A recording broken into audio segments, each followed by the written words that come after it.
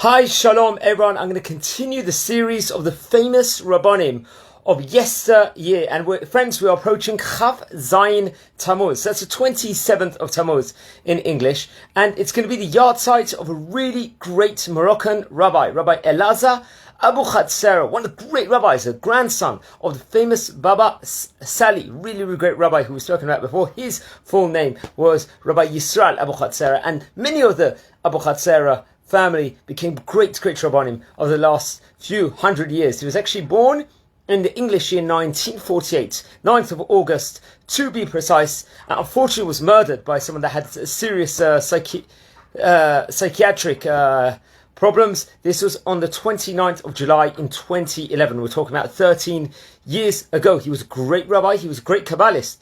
Also, he was the son of another famous rabbi, Rabbi Meir Abuchatzeira, who I believe we've spoken about at different stages. He himself was a Rosh Yeshiva, I believe, in the famous area of in Morocco, respectively, also. And he was known as a wondrous rabbi, incredible rabbi. So let's explore the history with regards to the famous Baba Elazar. He was actually born in Risani, a place that we've spoken about before. Risani is very much part of Morocco.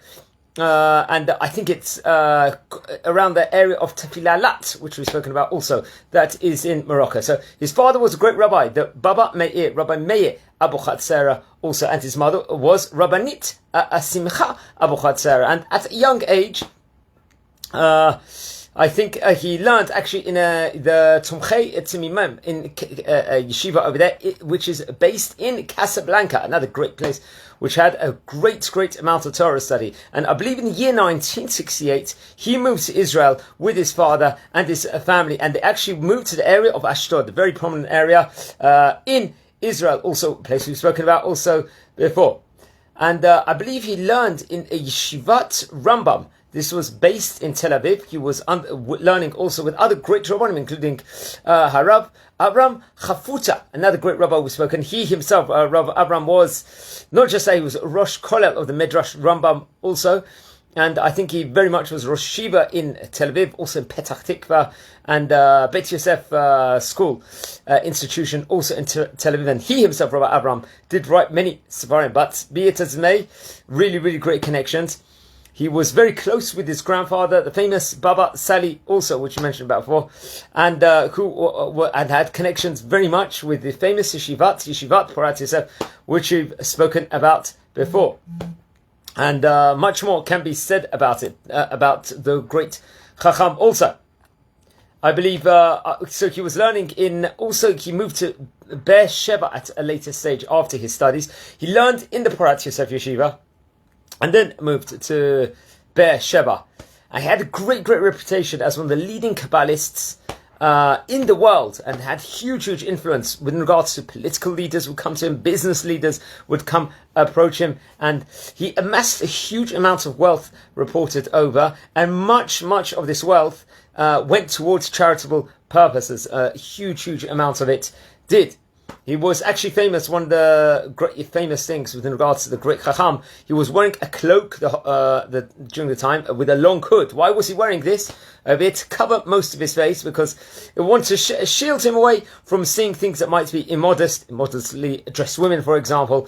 Also reported over he had a small tunnel, something between his home and the yeshiva, where he received people also, where many thousands of people come to him for advice within regards to all different worldly matters, Torah-related matters, spiritual matters also. His wife's name was Rabbanit Devorah, and it was reported over they had 7 children together also. We've spoken a lot about many of the great rabbis from the Abuchatzeira family, especially Rabbi Yaakov Abuchatzeira, and also the Baba Sali himself, respectively. Also, it wasn't just Moroccan Jewish people that would come to him for advice, it was also various Ashkenazim, Sephardim. He was seen as the highest esteem by so many different people, and had thousands of followers also. He was very great rabbi, and I believe also it was much more we can say actually within regards to the great Chacham.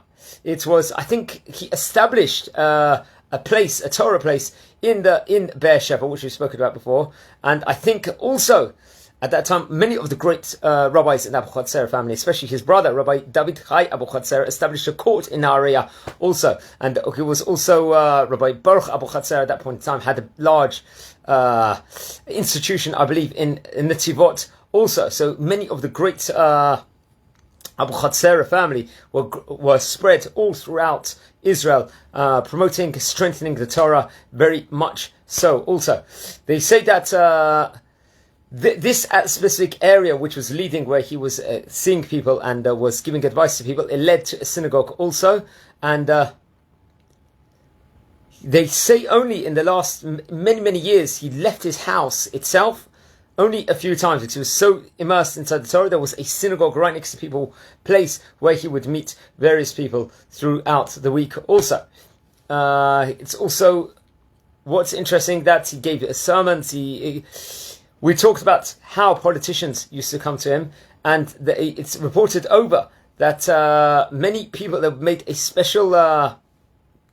He owned large places in Beersheba also, which was perpetuating huge charity. He actually was very extremely pious among himself also. We said before about the cloak that he was wearing. He didn't eat much, he didn't sleep much, he was learning Torah the whole time. He had strict levels within regards to kashrut, for example, within regards to laws of shechita. He was very careful within regards to what to eat also, because he wanted the top level of meat and chicken, very much so also. And unfortunately, I believe it was on July the 29th in 2011, there was a resident in the city of Elad who suffered from schizophrenia, different psychiatric problems, and he murdered Rabbi Abuchatzeira. And his funeral was attended by many thousands of people at the end. Many thousands of people. And I think the actual funeral procession itself started from his seminary in Beersheba, and eventually went to Porat Yosef Yeshiva in Jerusalem, and the funeral took place in Har HaZeitim, in the Mount of Olives Cemetery, I think near his father's grave, Rabbi Meir Abuchatzeira's grave, respectively, also. And many memorials were put in his memory. I think the Shas political party also did a huge memoriam for him. Also, I believe Chief Rabbi Shlomo Amar wrote even a lament for his memory in the form of a lament of Tisha B'Av, which we say on Tisha B'Av itself. And I believe his eldest son, Rabbi Pinchas Abuchatzeira, would later on become his successor as a leading rabbi in the next line of change. Rabbi Pinchas Abuchatzeira is also another very great rabbi. I think he himself was born in the year 1977, and actually works in Beersheba very much so, and is a great rabbi at the moment, doing great things over there also. So it's his Hilula here on the 27th of Tammuz. We can add more things within regards to the great Chacham also. Much can be said, you can find online within regards to, he was actually considered one of the richest people in Israel also, and despite all these, the mass wealth he had, he gave tons of money to charity, and he led a very simple life. He was detached from all the physical things of walks of life, and was really dedicating himself totally towards Hashem also. And people with all ideology, not just Haredi people were close to him, it was people from all over the spectrum, religious spectrum also. Many people would travel from America to seek his advice. Even reported over places like San Francisco, California, great Rabbanim would always come to hear his advice, and he was one of the great rabbis. Please light candles in his memory. Here on the 27th of Tammuz, it's his Hilula, and learn more about the great Rabbanim. Another one of the great Moroccan rabbis. We've already covered about 300 rabbis in this series. I'm wishing you all a great day, and take care.